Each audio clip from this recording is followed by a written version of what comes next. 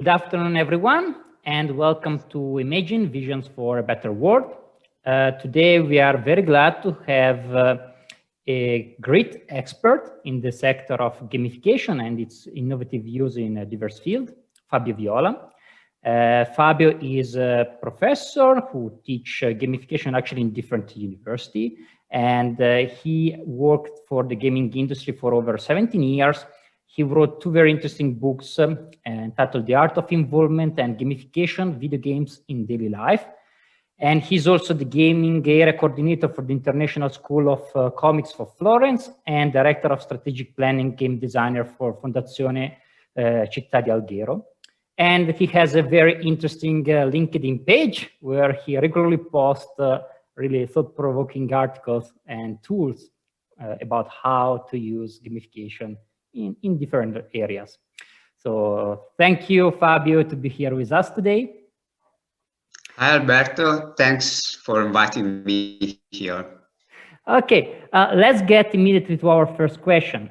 Could you explain us better the concept of gamification and why it matters? Yeah, absolutely. With the transition from a 20th century society of having to do to a post-industrial society of wanting to do, the engagement design takes a central role as the engine of the 21st century. Each product, process, and service should try to stimulate what they call the 3P formula: the active participation, protagonism, and personalization. Today, we are not motivated anymore by pricing, not by usability, not by social rules, but by the ability that an experience has to create a bidirectional emotional path. And this is why many areas of everyday life that suffer from a lack of engagement have started to look to the world of video games and gaming. Video games are engagement machines. In just 50 years, they became the first medium by timing and revenue spent across several generations.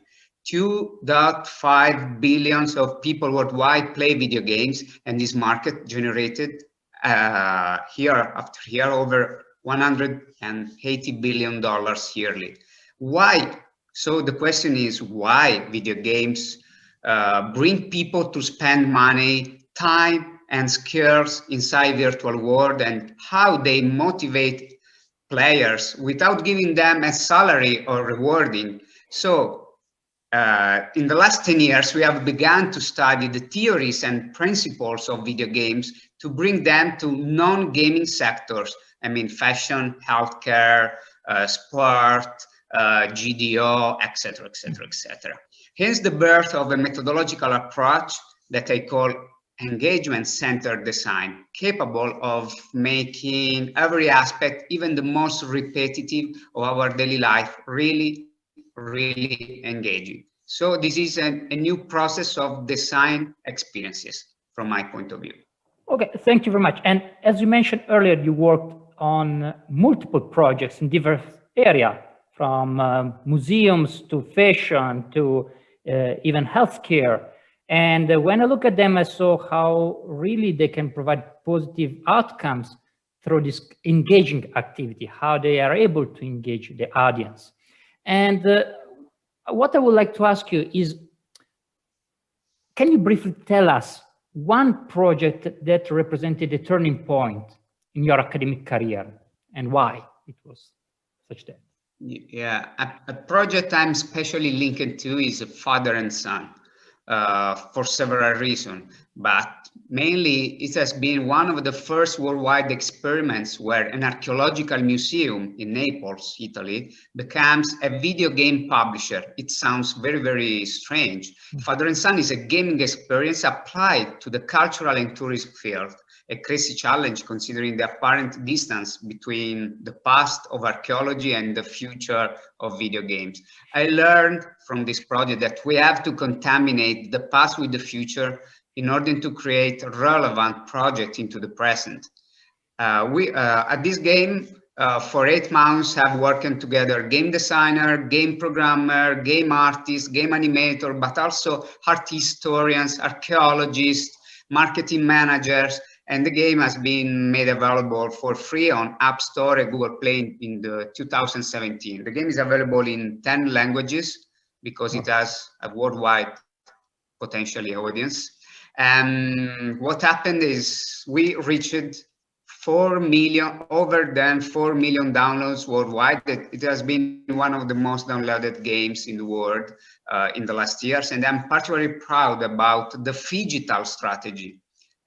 What I mean is, phygital is the intersection between physical and digital. So when a project interconnect the two worlds, the game is completely playable from your sofa in Kazakhstan, for example, but only by going physically to the museum, the player can unlock extra in-game contents. We had over 50,000 people who checked in Naples, mainly, many of them are foreigners, and they paid the €15 entrance ticket.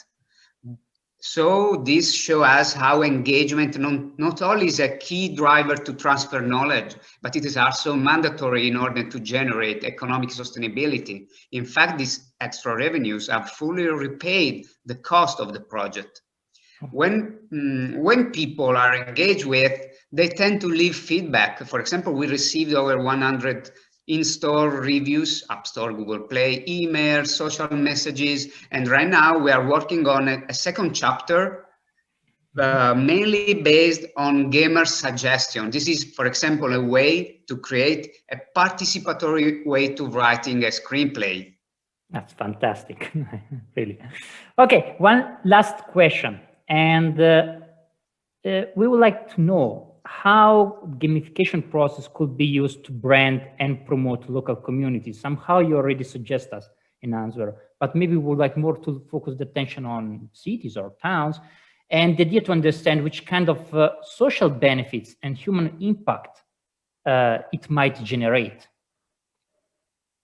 Yeah. I think that almost in antithesis with the idea of smart cities, I think that playful relationship between permanent citizens and what they call temporary citizens, the tourists, can be the key to transforming communities from a geographical point of view. We are used to talk about communities in a geographical point of view into interest-based communities. Play, intended as a space for action and interaction, improve cohesion in the urban space. And for this reason, we have launched, for example, a playful city infrastructure plan here in Italy, in Alghero. We are working on 10 projects, both physical and digital, capable of transforming a standard, a common tourist city in the island of Sardinia into an emotional creative hub. For me, Playable City is a city where creativity and human relationship comes before technology. So what I mean is giving power to the citizens through meaningful choices foster the idea of a participatory environment. For example, letting them to influence municipality budgeting, architectonic choices, open the path towards a new idea of communities. People loves to be a spectator or spectator. There are two neologisms, iconic. Instead to be just spectator of what someone else decide. And this is what happens constantly inside the video games. If you think in any video games, you are the avatar, you are the main character, you take constantly choices. This is one of the principles of the gamification, and we have to give power to the people. Thank you very much. I mean, it's very interesting, and actually I would really like to see a similar project implemented here in Kazakhstan, maybe here even in Almaty.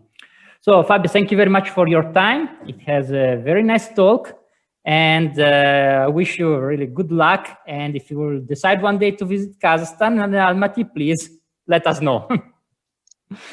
Yeah, it could be a dream. Yeah, thank you for your time and your attendance. Yeah. Thank you very much. Goodbye, everyone.